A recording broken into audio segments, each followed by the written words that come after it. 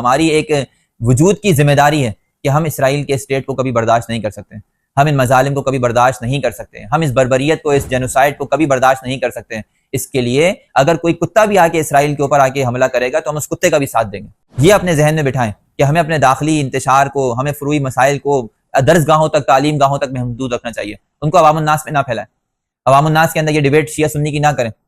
अपने तालीमी इदारों के अंदर, अपने इंस्टीट्यूशंस के अंदर, जहाँ पे तालीमी एतबार से एजुकेशनल लेवल के ऊपर एक तरह से तरबियत गाहें हैं, वहाँ हम बता सकते हैं, इनको वाजे कर सकते हैं, उनके नज़रियात के अंदर जो भी खामियां हैं उसको बयान कर सकते हैं। अवामी सतह के ऊपर हमें इज्तिमाइयत का दर्स अपने सामने रखना चाहिए और हमें यह नहीं सोचना चाहिए कि इस वक्त ईरान हमला कर रहा है या सऊदी अरब हमला कर रहा है। जो भी इसराइल के ऊपर हमला कर रहा है, हमारी पूरी मदद, पूरी मुआवनत मुकम्मल तरीके से उसके साथ है। अगर कोई कुत्ता भी इस वक्त इसराइल के ऊपर हमला करेगा तो हम उस कुत्ते के पीछे जाके खड़े हो जाएंगे और उसकी जो है मुकम्मल सपोर्ट करेंगे।